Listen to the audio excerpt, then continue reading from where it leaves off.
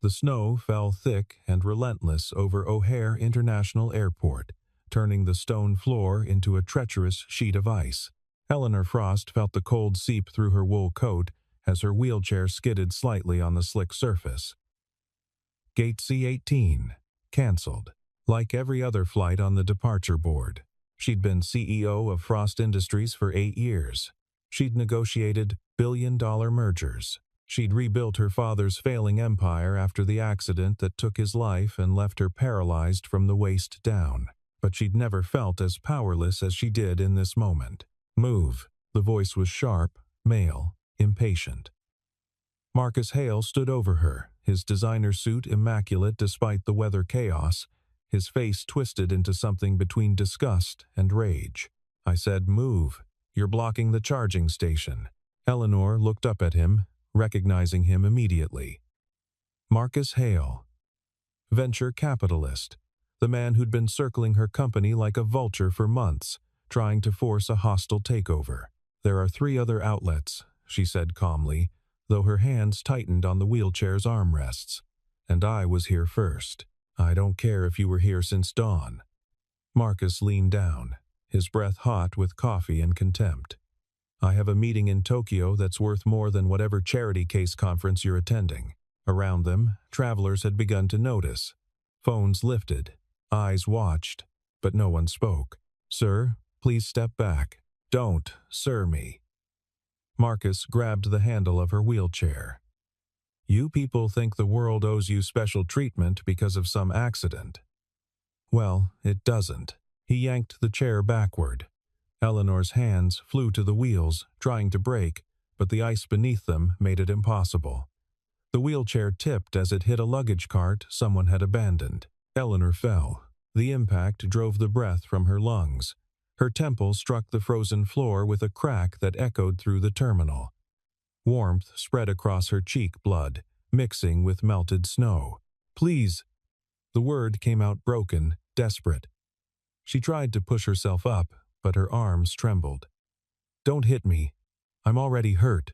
Marcus stood over her, briefcase in hand, phone in the other. He didn't move to help. He didn't apologize. He looked at her the way someone might look at roadkill with mild annoyance at the inconvenience. "You think anyone feels sorry for you?" He stepped over her legs, careful not to let his Italian leather shoes touch her. "Playing the victim doesn't work on me." The crowd had grown larger. 20 people, 30, all watching, all recording, none helping. Eleanor's vision blurred. Not from the head wound, though, that throbbed with white-hot pain, but from something deeper. She'd survived her father's death. She'd survived learning to live in a wheelchair. She'd survived boardroom battles with men who thought her disability made her weak. But this public humiliation, this complete absence of human decency, she couldn't survive this alone. "Daddy, why is that man hurting the lady in the chair?" The voice was small, clear, cutting through the murmurs of the crowd like a bell. Eleanor turned her head painfully, slowly, and saw them. A little girl, maybe 6 years old, wearing a pink coat with snowflakes on it, light-up shoes that blinked red and blue against the gray floor. She held a stuffed rabbit tight against her chest, one ear bent from too much love. Beside her stood a man. He wasn't tall, exactly, but he filled space in a way that made people unconsciously step back. His jacket was old military surplus, faded green with frayed cuffs. Snow melted in his dark hair. His face was weathered, marked by sun and wind and something harder than either. But his eyes, God, his eyes, they were the lightest blue Eleanor had ever seen, like ice over deep water. And they were fixed on Marcus Hale with the kind of intensity that made predators recognize prey. "Stay here, Lily." His voice was quiet, almost gentle. But it carried. Every person in that terminal heard him. "Don't move from this spot." The little girl nodded solemnly, clutching her rabbit tighter. The man stepped forward. Daniel Cross had learned patience in places most people only saw in nightmares. He'd learned to wait in the Hindu Kush, where moving too soon meant death. He'd learned to breathe slowly in situations where panic could kill entire teams. He'd learned that sometimes the quietest action was the deadliest. But watching a man kick a wheelchair out from under a woman tested every ounce of that training. "Lily, baby, what did I tell you about staring at strangers?" He'd said it reflexively, trying to redirect his daughter's attention. She'd been fascinated by the wheelchair's mechanics, asking questions about the wheels and handbrakes in that endless curiosity of hers. Then they'd both watched the man in the expensive suit pull the chair backward, watched the woman fall, watched the crowd do nothing. Daniel knew what real combat looked like. He knew the difference between necessary violence and cruelty. This wasn't war. This wasn't survival.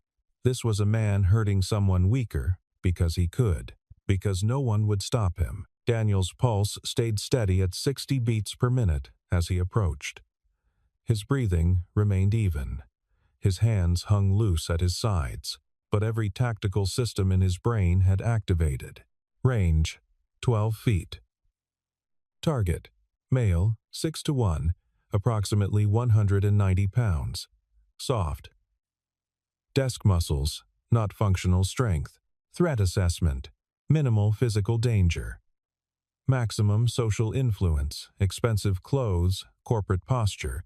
The kind of person who'd sue first and apologize, never. Civilians present, 40 plus. Active recording devices, at least a dozen phones. Collateral concerns. Lily. Always Lily. If this escalated, she'd see it. Remember it. Add it to the nightmares she already had about losing her mother. Daniel stopped 3 feet from Marcus Hale. Step away from her. 4 words. That was all. Daniel didn't raise his voice. Didn't make threats. Didn't touch the man. Just stood there in his old jacket and worn jeans, snow melting on his shoulders, and waited. Marcus turned, eyebrows raised in theatrical amusement. "Excuse me? You heard me." "Oh, I heard you." Marcus's smile was oil on water, another knight in shining armor. "Let me guess you think I should help the poor disabled woman? Maybe give her my seat? Buy her a first-class ticket to wherever she's going? I think you should step away. Or what?" Marcus's voice pitched louder, playing to the crowd. "You'll hit me? In front of all these witnesses? In front of your daughter?" He gestured toward Lily, who stood exactly where Daniel had told her to. Rabbit pressed to her heart. Daniel didn't look at Lily. Didn't break eye contact with Marcus. Didn't move. "I'm not going to hit you," Daniel said. "I'm not going to touch you. But you're going to step away from her. Now, you know what I think?" Marcus stepped closer, close enough that Daniel could smell his cologne, something expensive and aggressive. "I think you're exactly the kind of working-class nobody who thinks playing hero will get you somewhere. What are you, a mechanic? Construction worker? Let me guess, military? You guys are all the same. Think because you wore a uniform, the world owes you respect." Daniel's jaw tightened. Just slightly. Just enough for Marcus to notice and mistake for weakness. "She fell because she was careless," Marcus continued. "Because people like her demand special accommodations and then complain when reality doesn't cater to their limitations. I didn't touch her. Security cameras will prove that." "And you?" He jabbed a finger toward Daniel's chest, stopping just short of contact. "You're making a scene. Scaring children. If anyone here should be ashamed, it's you." Around them, the crowd murmured. A few heads nodded. The narrative was shifting. Daniel had seen this before. Watched someone rewrite reality in real time, turning victim into aggressor. Changing the story until truth didn't matter anymore. He'd seen it in Afghanistan, when contractors blamed villagers for their own deaths. He'd seen it in hearing rooms, when politicians denied benefits to soldiers they'd sent to war. He'd seen it in his daughter's school, when another parent tried to get Lily expelled for behavioral problems, anxiety attacks triggered by losing her mother. He'd been trained to break people like Marcus Hale. Knew 40 ways to disable him without leaving visible marks. knew how to make someone disappear into a system so deep they'd never claw their way out. But that wasn't who Daniel Cross was anymore. That wasn't who he wanted Lily to see. So he stood there, 3 feet away, hands loose, breathing steady, and waited for Marcus to make his next mistake. Eleanor watched from the floor, blood cooling on her cheek, as something imperceptible shifted in the terminal. The man in the old jacket hadn't moved, hadn't raised his voice or his fists. He just stood there, occupying space with a stillness that made the air feel thicker. She'd spent years reading body language in boardrooms. Watching for tells that signaled weakness, aggression, deception. She could read a negotiation the way musicians read sheet music, catching every subtle shift in posture and tone. This man wasn't negotiating. He was waiting. Marcus felt it too. Eleanor saw the micro-expression flash across his face, confusion, then annoyance, then something that looked almost like doubt. He took a step back. Not retreating, exactly, just recalibrating. "Security," Marcus's voice carried across the terminal.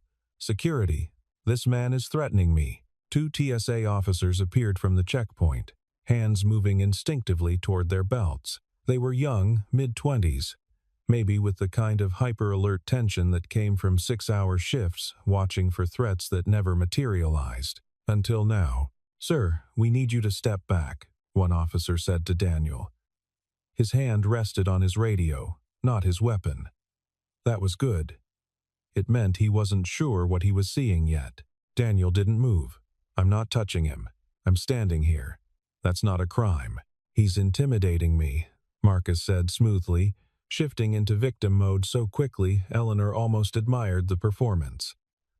"I was trying to help this woman who fell, and he approached me aggressively. I want him removed from the terminal." The second officer, older, with sergeant stripes Eleanor recognized from her father's military service, knelt beside her. "Ma'am, are you all right? Do you need medical assistance?" Eleanor's head pounded. The terminal spun slightly. "I need my chair." The sergeant righted her wheelchair with practiced efficiency, then paused. He looked at Eleanor's face, the blood, the forming bruise, then at Marcus, then at Daniel. He'd seen something. Eleanor knew he had. Combat veterans had a way of recognizing each other. Her father had been the same way, able to spot fellow soldiers in crowded rooms by nothing more than how they stood, how they tracked movement, how they evaluated threat. "Sir," the sergeant said to Daniel, his tone different now, "careful. Can you tell me what happened here?" He pulled her chair out from under her, Daniel said. "She fell. She asked for help. He walked away. I approached. That's all. That's a lie." Marcus's voice pitched higher. "I never touched her chair. This is assault. He's trying to extort me." "There are 40 witnesses," Daniel said quietly, "and probably 20 videos. You really want to make this about who's lying?" The sergeant's radio crackled. A voice filtered through, distorted but urgent. "Sergeant Martinez, we've got multiple civilian reports of an assault at Gate C-18. Videos incoming." Marcus's face drained of color. "Sir," Martinez said to Marcus, his tone no longer deferential, "I'm going to need you to wait here while we review the security footage. I have a meeting. You can wait here, or you can wait in our security office. Your choice." Marcus looked around wildly, searching the crowd for support. But the narrative had shifted. Phones pointed at him now, recording his panic instead of Eleanor's pain. "This is discrimination," Marcus sputtered. "Because I'm successful, you're taking their side." "Nobody's taking sides," Martinez said firmly. "We're establishing what happened. If you didn't do anything wrong, you have nothing to worry about." Eleanor found her voice. "I want to press charges." The terminal fell silent. "For assault," she continued, each word costing her. "For battery. For destruction of medical equipment. My wheelchair has a bent axle. The repair cost will exceed $1,000. That's felony level in Illinois. Marcus's mouth opened and closed soundlessly. "Ma'am," Martinez said gently. "Are you sure? We can document the incident without—" "I'm sure." Eleanor met Marcus's eyes. "I'm very sure." Daniel stepped aside as the officers moved between him and Marcus. As they did, he crouched beside Eleanor, still not touching, still asking permission with his eyes. "Can I help you up?" Eleanor nodded. His hands were careful, strong, lifting her weight without straining. He settled her in the wheelchair with a gentleness that seemed impossible for hands that size. His daughter appeared at his side, pressing her stuffed rabbit into Eleanor's lap without a word. "For the pain," the little girl whispered. "Mr. Buttons makes everything better." Eleanor's throat closed. She clutched the worn rabbit, feeling its weight, its warmth from being held close, and something inside her that had frozen during the fall began to crack. The announcement came 30 minutes later, crackling over speakers barely audible above the terminal's noise. "Ladies and gentlemen, due to severe winter weather conditions, all outbound flights have been canceled until further notice. Passengers are advised to seek alternate accommodation. We apologize for the inconvenience." Eleanor stared at her phone. Every hotel within 20 miles. Booked. Rental cars. None available. The trains had stopped running an hour ago. She had nowhere to go. A concussion that probably needed monitoring, and a wheelchair that now pulled left when she tried to move forward. "Ma'am?" She looked up. The man, she still didn't know his name, stood at a respectful distance. His daughter held his hand, swinging it gently. "I'm Daniel," he said. "Daniel Cross. This is Lily, Eleanor Frost." "I know. I recognized you. From the business section of the Tribune." He ran a hand through his hair, leaving it standing in odd directions. "Look, this is going to sound— I don't know how to say this without it sounding wrong." Eleanor waited. "I live about 40 minutes from here. In Lakewood. It's a small place, but it's warm and the heat works. I have a first-floor bedroom, my office, but there's a daybed and I can help you with anything you need. Medical stuff, I mean. I was a corpsman. Navy. I know how to treat head wounds and watch for concussion symptoms." He was nervous. Eleanor realized with mild shock that this man who'd faced down Marcus Hale without flinching was nervous asking her to his home. "Why would you do that?" she asked. Daniel considered the question seriously. "Because it's what Anna would have wanted me to do." "Anna?" "My wife. Lily's mother. She died 3 years ago." He said it simply, without drama. A fact, not a plea for sympathy. She used to say that the world was cruel enough without us adding to it, that when someone falls, you help them up, every time. No exceptions. Lily tugged on his sleeve. "Daddy makes good grilled cheese, and we have the special bandages with cartoon characters." Eleanor looked at this child, this man, these strangers offering shelter. Every instinct she'd developed in the corporate world screamed warnings. Don't trust easily. Everyone wants something. There's always an angle. But sometimes, when you've hit bottom, when you've tasted blood and humiliation on an airport floor, the only choice is to trust that not everyone is Marcus Hale. "Just one night," Daniel promised. "Tomorrow, the plows will run and you can get wherever you need to go. I'm not asking for anything. No strings, just help." Outside, snow fell so thick she couldn't see the runway lights anymore. "Okay," Eleanor heard herself say. The drive to Lakewood took 90 minutes through whiteout conditions. Daniel's truck was old, a Ford Ranger from before Lily was born, but it moved steadily through snow that buried the lane markings. He drove with the same quiet competence he did everything else, hands steady on the wheel, checking his mirrors, maintaining safe following distance from the few other vehicles still on the road. Lily fell asleep in her car seat, head lolled to one side, still clutching Mr. Buttons. Eleanor watched her through the gap between seats. This child who'd voluntarily given up her comfort object to a bleeding stranger. "She doesn't usually do that," Daniel said, noticing Eleanor's gaze. "Share buttons, I mean." He's special. I'll take good care of him.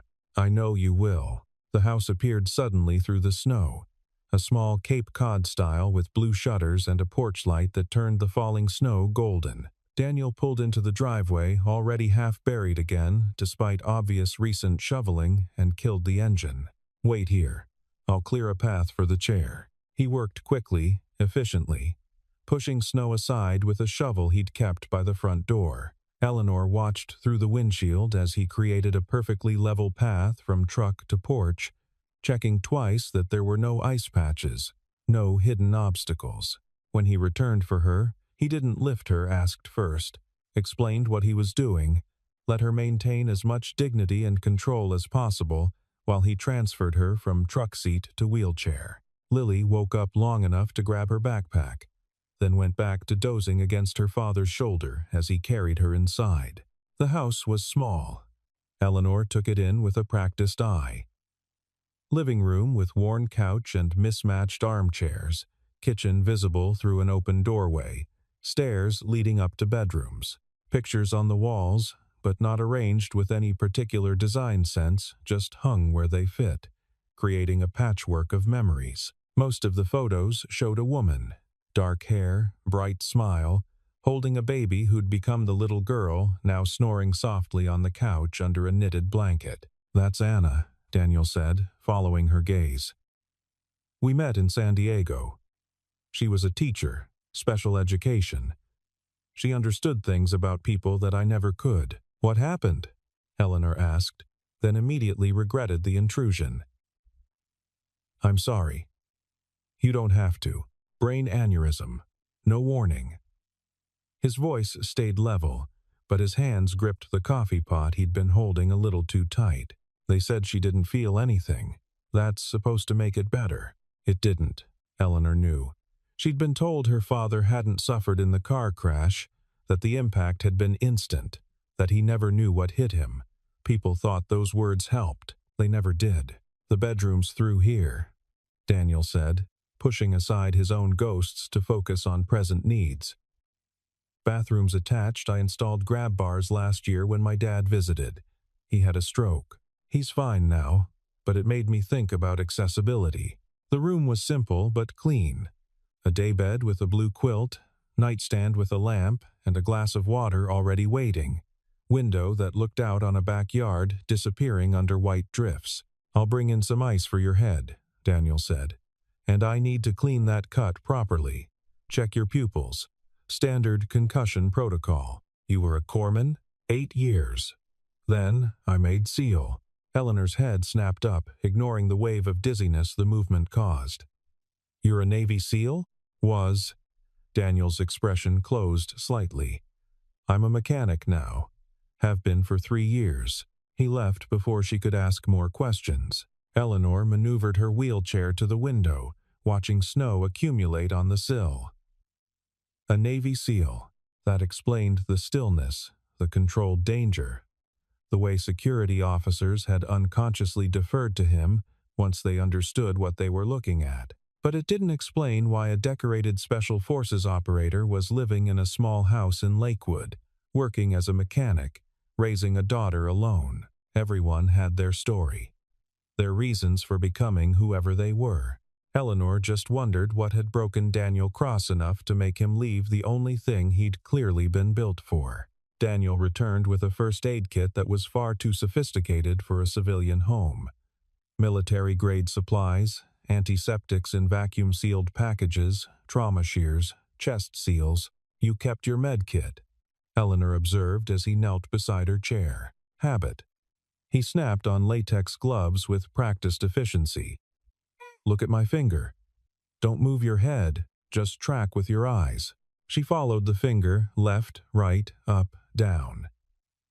He shone a pen light, checking pupil response. His movements were clinical, detached, the kind of impersonal professionalism that only came from treating countless injuries under pressure. "Mild concussion," he concluded. "I'll need to wake you every 2 hours to check cognitive function. Any nausea? Blurred vision? Ringing in ears? Just a headache. That's normal." He cleaned the cut on her temple with careful, gentle dabs. You were lucky. Half an inch to the right and you might have fractured your orbital socket. I don't feel lucky. You're alive. That's lucky enough. Daniel applied butterfly bandages, covering the wound with sterile gauze. His hands never trembled, never hesitated. These were hands that had held arteries closed while helicopters evacuated casualties. Hands that had performed emergency surgery in mountain caves with nothing but kit supplies and adrenaline. "Why did you leave?" Eleanor asked. Daniel's hands stilled. "The Navy? The SEALs. That's not something people walk away from." He finished taping the bandage, then sat back on his heels. For a long moment, Eleanor thought he wouldn't answer. Then, Lily was 2 when Anna died. "I was deployed. Been gone 7 months on a mission I can't talk about. I got the call through encrypted channels. By the time they got me stateside, she'd already been dead for 3 days." Her sister handled the funeral. Lily stayed with my parents. His voice remained steady, but something in his eyes had gone far away, seeing things Eleanor couldn't. When I got home, Lily didn't recognize me. She screamed when I tried to hold her. Thought I was a stranger. Her therapist said it was normal. I'd been gone so much of her life. I was basically a ghost who showed up between deployments. I had 8 years left on my contract. Could have made Master Chief. Maybe Command Master Chief. But every time I looked at Lily, I saw Anna's face asking me a question I couldn't answer. What's more important? The mission or your daughter? So I bought this house, opened a repair shop. Lily goes to the elementary school 2 blocks away. I pick her up every day at 3:15. We have dinner at 6. I read her stories before bed. I'm there when she has nightmares about her mother. When she asks questions about death. When she needs someone to just sit with her while she cries. He pulled off the gloves, disposed of them properly in the medical waste bag he'd brought. The teams needed a soldier. Lily needed a father. I chose. Eleanor found her voice. You didn't just choose. You sacrificed. No, Daniel said firmly. Sacrifice implies I gave up something valuable for something less. I gave up death for life. That's not sacrifice. That's survival. He stood, gathering the medical supplies. You should rest. I'll check on you at midnight. Daniel, he paused in the doorway. Thank you. For everything.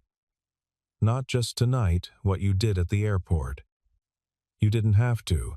Yes, he said simply. I did. After he left, Eleanor sat in the dark, listening to the old house settle around her. Pipes creaking, wind rattling windows. The soft murmur of Daniel's voice reading Lily a story through the walls. She'd built an empire, commanded thousands of employees, made decisions that affected global markets, but she'd never done anything as brave as what Daniel Cross did every single day, choosing to be present for the one person who needed him most. Outside, someone moved through the snow. Eleanor caught a flash of headlights, there and gone. Probably nothing, just a neighbor. But something cold and separate from her concussion trickled down her spine. Marcus Hale didn't forgive. And he didn't forget. The text message arrived at 11:47 p.m., lighting up Eleanor's phone on the nightstand. Nice house, blue shutters, very quaint. Does the mechanic know what you're worth? Or did you lie about that too? Attached was a photo. Taken from across the street. Daniel's house, porch light glowing. Eleanor's silhouette visible in the window. Eleanor's hands shook as she rolled herself to the bedroom door. Daniel? He appeared instantly, as if he'd been waiting. Still dressed, though he'd traded his jacket for a sweatshirt. His eyes scanned her face, the room, the phone she held out. One look at the message, and his entire demeanor changed. Not panic, not fear. Something colder. Tactical assessment clicking into place like a weapon being loaded. How long ago? Just now. Maybe 2 minutes. Daniel moved to the window, staying to the side, not silhouetting himself. He scanned the street with the methodical precision of someone trained to spot threats in hostile territory. He's gone now. Vehicle tracks in the snow. Maybe 15 minutes old. He's been watching for a while. Eleanor's chest tightened.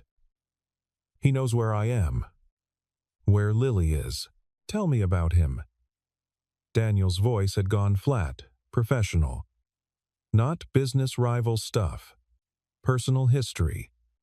Why does he hate you specifically? Eleanor forced herself to think past the fear.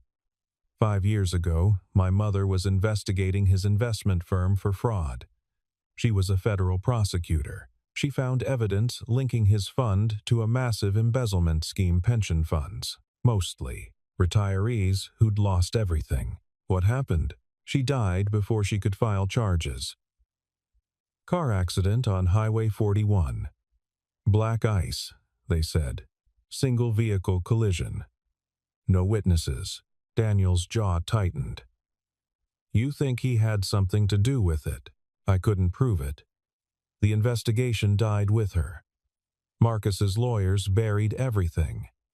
But 3 months after she died, I was in my own accident.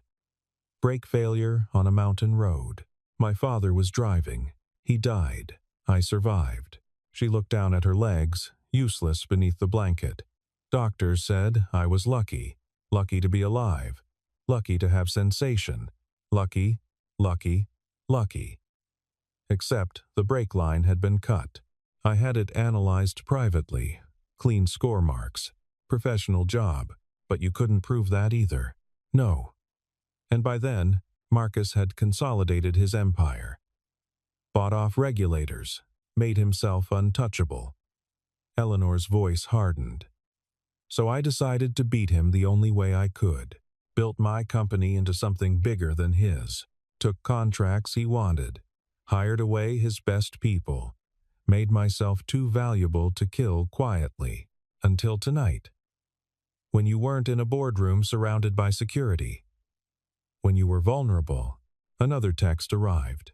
Child endangerment is a serious charge. I wonder what CPS would say about a single father harboring fugitives. Could he lose custody? I have very good lawyers. We could find out. Daniel's phone buzzed simultaneously. He read his message, expression stone. He sent me Lily's school schedule, her teacher's name, her bus route. The temperature in the room dropped 20 degrees. He's threatening your daughter, Eleanor whispered. Because of me. You need to call the police, get a restraining order. I'll leave right now. Daniel, he's dangerous. He's already killed. I said no. Daniel met her eyes. I've spent 3 years avoiding conflict, being the friendly neighbor, the quiet mechanic, the devoted dad who just wants to raise his daughter in peace. I left the teams because I thought violence was something I could leave behind. He pulled out his phone, scrolled through photos, held one up. A medal.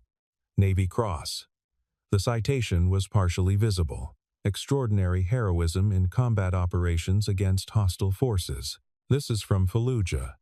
I was 23. We'd been pinned down for 16 hours. No air support, no extraction, running low on ammo. 3 of my teammates were wounded. I went out alone, cleared the building holding us. Neutralized 7 hostiles with a knife and my sidearm. He scrolled to another photo. More medals, more citations. Afghanistan, Syria. Places I can't name. I've done things that would make Marcus Hale wet himself. I speak 6 languages, 4 of them fluently. I can disappear into any city on earth. I can make problems vanish so completely their mothers forget they existed. He put the phone away. But I chose to be someone else. Someone better. Someone Lily could be proud of. Then what are you going to do? Daniel was quiet for a long moment, staring at the message on his phone, at the threat against his daughter. I'm going to remind him, he said finally.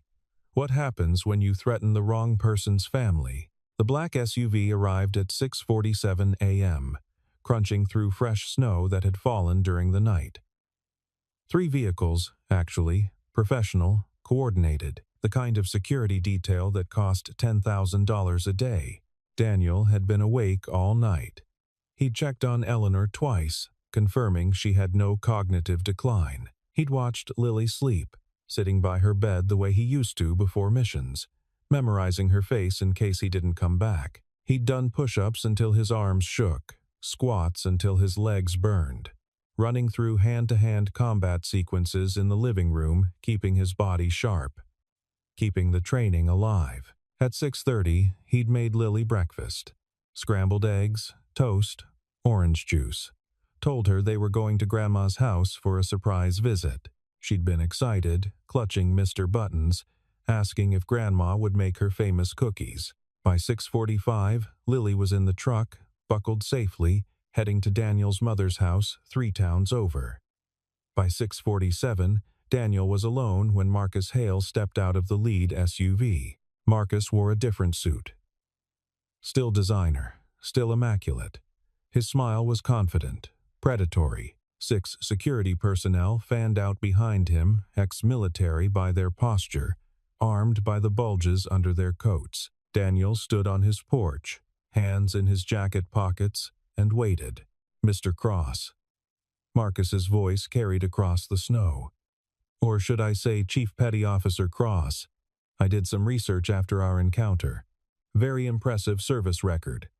Navy Cross, Bronze Star with Valor. 3 Purple Hearts. You're a genuine American hero. What do you want, Hale?" "Same thing I wanted yesterday. For obstacles to remove themselves from my path." Marcus climbed the porch steps, his security detail moving to flank him. "Eleanor Frost has been a thorn in my side for 5 years. I'm tired of it. I'm tired of her self-righteous crusade. I'm tired of her thinking she's untouchable. So you came to my house. I came to make you an offer." Marcus's smile widened. $1 million. Cash. Completely untraceable. All you have to do is tell Eleanor to leave, put her in a cab, send her back to Chicago, and forget she was ever here. You never saw me at the airport. You don't know anything about any threats. Just a good Samaritan who's done his duty. Daniel's expression didn't change. "And if I say no, then I make your life very difficult. CPS investigations, IRS audits. Your business license gets revoked for code violations. Your custody arrangement gets challenged. Lily ends up in foster care while you fight legal battles you can't afford to win." Marcus took another step closer. "I have judges in my pocket, Cross. Senators. The kind of power you can't fight with training or medals or whatever tough guy mystique you think you have. You're a mechanic now. A single father. You're vulnerable. And I will break you." Daniel was quiet for a long moment, staring past Marcus at the security detail. Counting. Assessing. The tallest one, 6'3", favored his right leg, old injury, probably knee. The woman by the SUV kept her hand near her waistband, left-handed, quick draw. The man, checking his phone distracted, would be last to react. "There's something you should know about SEALs," Daniel said finally. "We don't fight for money. We don't fight for glory. We fight because someone needs to stand between the innocent and the people who want to hurt them." He took his hands out of his pockets. Slowly. No weapons. Just hands scarred by years of combat, steady as stone. "Eleanor Frost stays. You leave. Right now. And if you ever come near my daughter again, if you even think her name, I will find you. And when I do, no amount of money, no judge, no senator will matter. You'll just be gone. Do you understand?" Marcus laughed. "You're threatening me? With witnesses? Are you insane?" "I'm not threatening you." Daniel's voice dropped to barely above a whisper, but every person on that porch heard him. "I'm educating you. There's a difference. Educating me about what? About who you're dealing with." Marcus's smile faltered.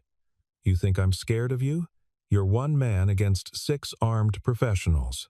They're not professionals. They're contractors. Paycheck soldiers who'll run the second things get real. Want to test that?" The security detail shifted uncomfortably. The woman by the SUV had stopped checking her weapon. The tall man's hand had drifted away from his gun. They knew what Daniel was, and they wanted no part of it. "Sir," the woman said quietly, "maybe we should." "Shut up." Marcus's face flushed red. "I'm not leaving without." Daniel moved. Not an attack, just a step forward. Just one. But the way he did it, weight balanced, hands positioned, eyes locked, made every combat veteran on that porch recognize the stance. That was a man who could kill, had killed, would kill again if necessary. The security detail stepped back as one. "Jesus Christ," the tall man muttered. "That's Ghost." Marcus frowned. "What?" "Ghost. SEAL Team 6. We served in the same theater." The man's face had gone pale. "Sir, we need to leave. Right now." "I'm not leaving because some washed up. SEAL Team 6 doesn't wash up." The woman's voice was tight. "They retire when they decide to. Which means he chose to be here. Which means," she looked at Daniel with something between respect and terror, "he's exactly as dangerous as he wants to be." Marcus looked around wildly, seeing his power dissolve in the cold morning air. "You're all fired, every single one of you. I'll sue. Go ahead." The tall man was already backing toward the vehicles. "I'm not dying for your ego." Within 30 seconds, the security detail was in the SUVs, engines running. Marcus stood alone on the porch, his expensive suit suddenly looking like costume jewelry on a street corner. "This isn't over," Marcus hissed. "Yes," Daniel said quietly. "It is." Marcus fled to his SUV. The vehicles carved fresh tracks through the snow, disappearing down the street, leaving nothing but exhaust fumes and silence. Daniel stood on the porch long after they were gone, letting his heart rate return to normal, forcing the combat readiness back into its box. His hands trembled slightly, not fear, just adrenaline burn-off, the chemical cost of holding lethal force in check. Behind him, the door opened. Eleanor rolled onto the porch, her face drawn. "Ghost?" she asked. Daniel didn't turn around. "Call sign. From my team 6 days, we all had them." "Why Ghost?" "Because when I went into a building, the enemy never saw me coming. They just stopped breathing, like ghosts had passed through." Eleanor was quiet. Then, "You could have killed him. All of them. But you didn't." "No." Daniel finally looked at her. "Because that's not who I am anymore. And because Lily deserves better than a father who solves problems with violence. He'll come back. With lawyers. Charges. He'll try to take everything from you. Let him try." Daniel's smile was cold. "I survived Fallujah. I can survive Marcus Hale." Marcus Hale's world collapsed over the next 72 hours, though it started much earlier than anyone realized.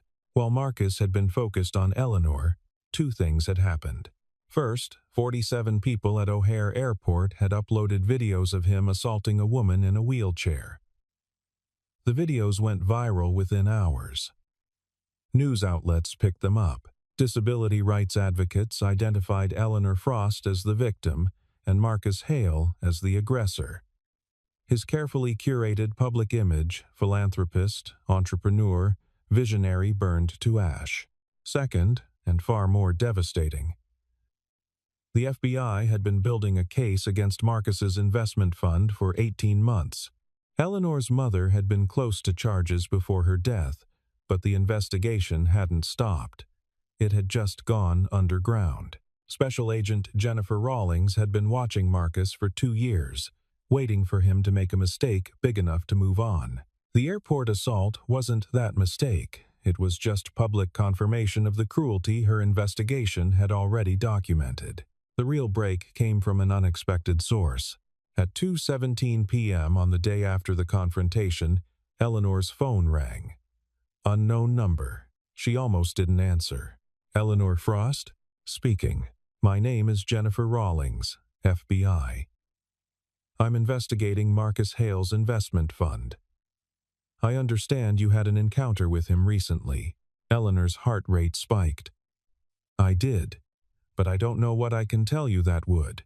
Your mother was Diane Frost, federal prosecutor. She was investigating Marcus 5 years ago. She died before she could file charges. I know. I was her junior partner on that case. We'd been building evidence for 3 years. When she died, the DOJ shut it down. Political pressure from the top.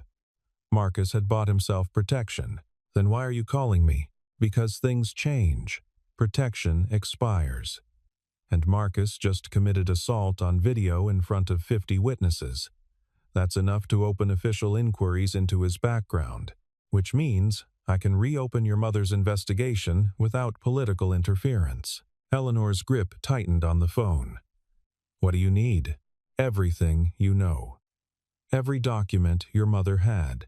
Every conversation you remember. And I need you to file a formal complaint about the brake line on your car. I can't prove. You don't have to. I just need probable cause to get a warrant. Once I have access to his records, I'll find the proof. Your mother was thorough. She buried evidence in places Marcus never thought to look. I just need legal justification to go looking. Eleanor thought about her mother, about her father. About 5 years of building walls around herself because the alternative was being vulnerable again. About Marcus Hale walking free while her parents were dead. I'll send you everything, Eleanor said. Every file, every recording, everything. Thank you. And Eleanor? Your mother would be proud of you. The line went dead. 3 days later, FBI agents executed warrants on Marcus Hale's offices, homes, and investment accounts. They found evidence of fraud totaling $847 million. They found proof of bribery, witness tampering, and conspiracy.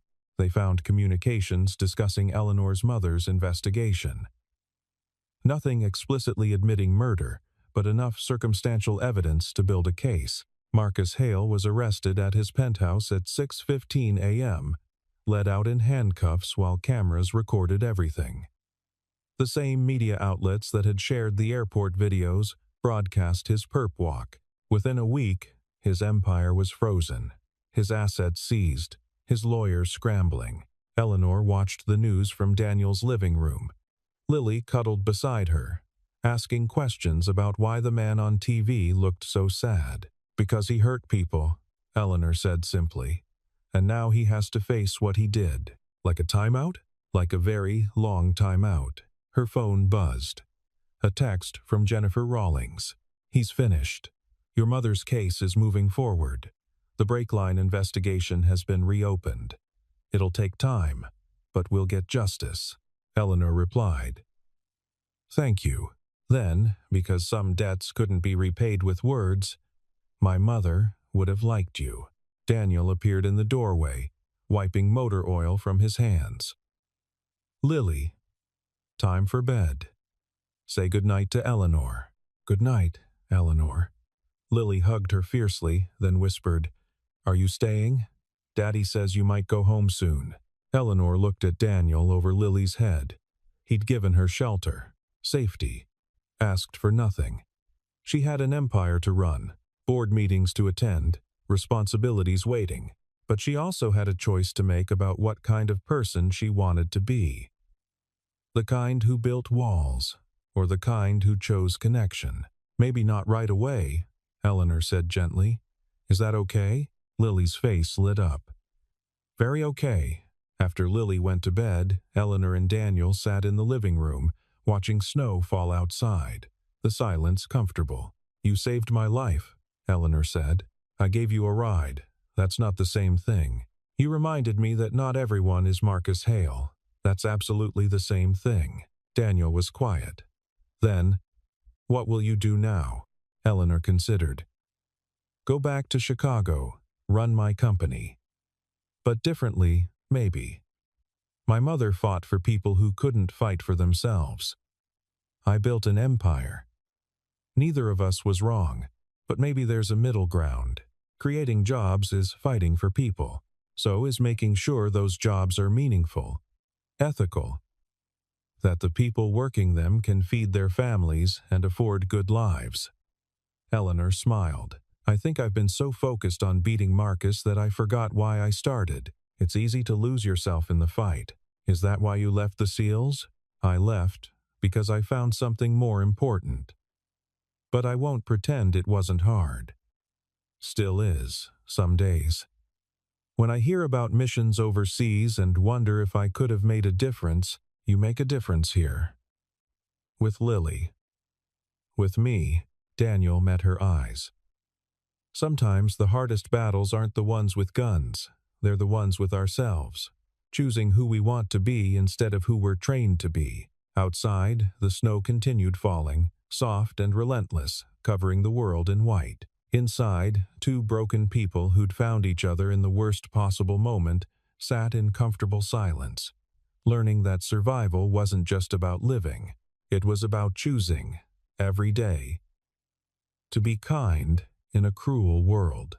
Marcus Hale's trial began 6 months later. Eleanor testified about her mother's investigation, about the car accident, about the airport assault. The evidence was overwhelming. The jury deliberated for 4 hours. Guilty on all counts. 27 years in federal prison. No possibility of parole before 15 served. Eleanor watched him led away in shackles, feeling nothing. No triumph. No satisfaction. Just tired relief that the fight was finally over. She left the courthouse alone, winter giving way to spring, snow replaced by budding trees. Her phone rang. Daniel, how'd it go? He's gone. It's done. You okay? I will be. How's Lily? Currently covered in paint from art class. She made you something. Won't tell me what. Says it's a surprise. Eleanor smiled. I'll be there by dinner. She'd officially moved back to Chicago 3 months ago. Bought a condo with accessible design, went back to running Frost Industries, but she drove to Lakewood every weekend, sometimes to visit, sometimes to help Lily with homework, sometimes just to sit in Daniel's kitchen while he cooked, talking about nothing important. They'd become something Eleanor couldn't quite name. Not romance, though there was something gentle and careful growing between them. Not just friendship, though that was part of it. More like two people who'd survived their own storms and found shelter in each other. Daniel had never asked her for anything, never leveraged what he'd done into expectation or debt. He was just there, steady, present, offering space when she needed it, company when she wanted it. It was the safest Eleanor had felt in years. By the time she reached Lakewood, the sun was setting, painting the sky orange and pink. Daniel's house glowed warm in the twilight, blue shutters freshly painted, porch light welcoming. Lily burst through the door before Eleanor could knock, holding a painting carefully in both hands. I made this at school. It's you and me and Daddy. The painting was abstract, in the way only a 6-year-old's art could be 3 figures holding hands, a house behind them, sun overhead. But in the corner, carefully drawn with help from a teacher, were 3 words in unsteady letters. We are family. Eleanor's throat closed. It's beautiful, Lily. I love it. It's true, right? You're our family now?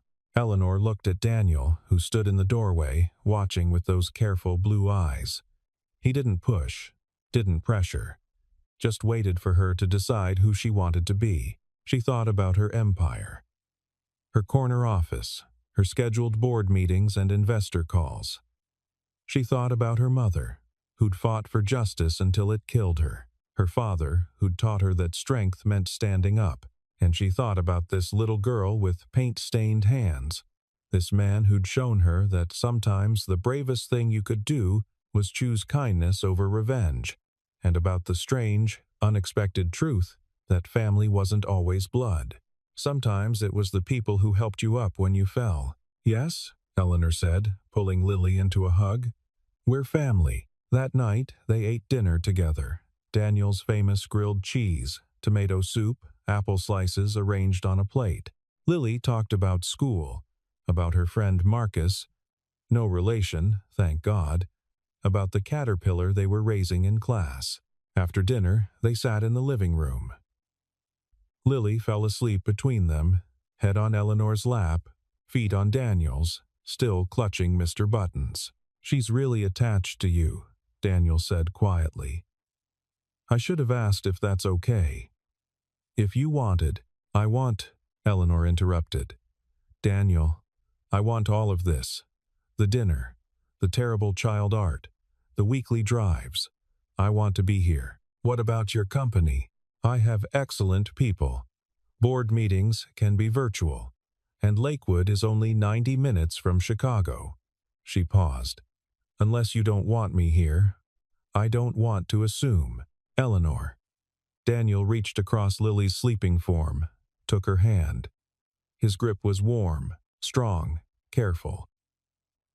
"I've wanted you here since the day I met you. I just didn't think I had the right to ask." "Why not?" "Because you're extraordinary. You run a billion-dollar company. You survived things that would have destroyed most people. And I'm just a mechanic in a small town trying to raise his daughter right." "You're a hero," Eleanor said firmly. "A real one. Not because you fought in wars, but because you chose to be present for someone who needed you. That's harder than any battle." Daniel's eyes glistened. "Anna would have liked you. She would have said you were exactly the kind of stubborn my life needed. I think I would have liked her too." They sat in comfortable silence, snow long gone, replaced by the gentle warmth of spring. Outside, the world continued its chaotic spin. Inside, three people who'd found each other in the worst possible moment built something quiet and good. Lily stirred, mumbled something about butterflies, settled back into sleep. "Stay," Daniel said. "Not just tonight. Stay." Eleanor looked at him. At Lily. At the house that had become more home than her Chicago penthouse ever was. In the coldest winter of her life, she'd fallen in a crowded airport, bleeding and humiliated, certain the world was as cruel as Marcus Hale had always insisted. But a man in an old jacket had taught her different, had shown her that kindness existed, that family wasn't always what you were born into, but what you built, that sometimes the best thing you could do was simply help someone up when they fell. "Yes," Eleanor whispered. "I'll stay." And in the quiet warmth of a small house in Lakewood, surrounded by people who chose to love each other despite everything the world had thrown at them, Eleanor Frost finally came home.